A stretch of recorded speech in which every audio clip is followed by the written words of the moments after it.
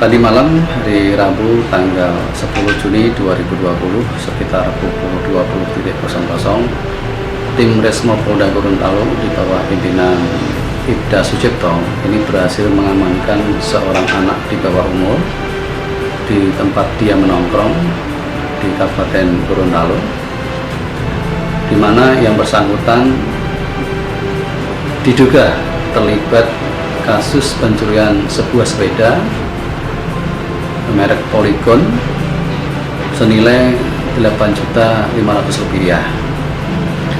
Adapun penangkapan ini berawal dari informasi terjadinya kasus pencurian sebuah sepeda tanggal 6 Juni 2020 di perumahan Gria Tinelo.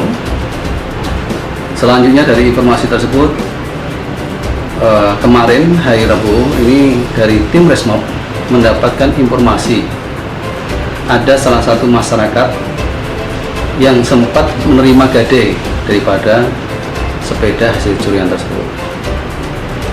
Dari hasil informasi itulah maka dikembangkan oleh tim Resmob, kemudian mendapati pelaku ini atas nama Jiha ini di tempat dia menongkrong di Kabupaten Gorontalo.